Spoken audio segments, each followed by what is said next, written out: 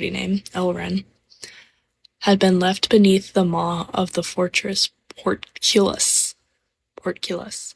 Okay, one thing that I always have a hard time with is like how to pronounce these damn places and names. Like, how do you pronounce this? Okay, anyways. I know. Like, like we only know one character, and yet she already hates everything. So, we'll continue. Thea turned her attention back to the rendezvous point. There was no sign of them. Sound the letters left to right. Ha ha ha. Okay, but there's like too many consonants and not enough vowels. I don't know. Anyways, quit interrupting. I'm trying to read. Thea turned her attention back to the rendezvous point. There was no sign of them, not a whisper in the wind. With an impatient sigh, she toyed with the fate stone around her neck, running her thumb over the number engraved there, the number she was bound to in this life. 27. At that age she would die. Just 3 more years until her death would come to pass. A future she didn't bear, but resented. For 3 short years was no time at all for a woman to become what she wanted. A legend. She squinted into the sky, searching for the watery orb of the sun amidst the gray. In a realm cloaked with darkness, it was often hard to tell the hour of the day, but if she was a betting woman, and she generally was, she'd say that the warriors were late. A bad sign, to be sure.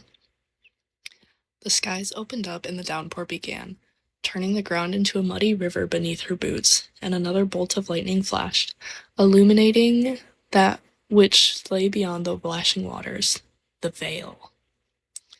An enormous ball of impenetrable white mist reaching for the gods, wrapped in the mid-realms of its protective embrace.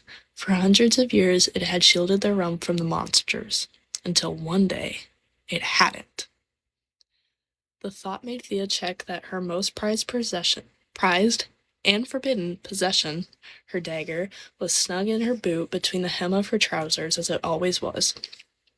Hoofs suddenly sounded on the rocks, and Thea threw herself behind a cluster of brambles, hiding herself in the shadows as 2 great stallions came into view.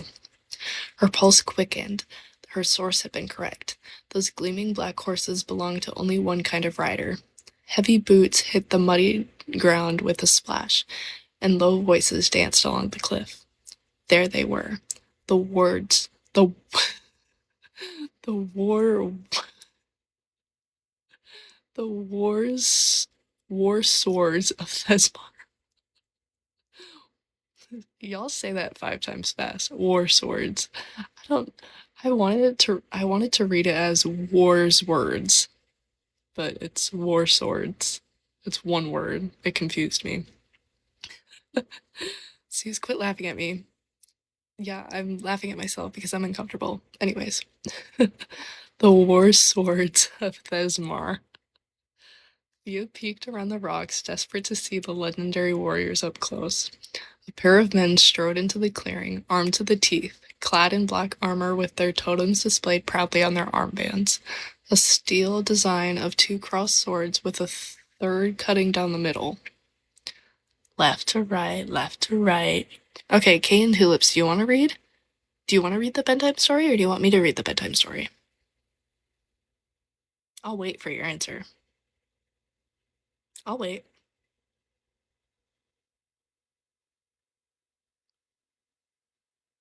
Nothing to say?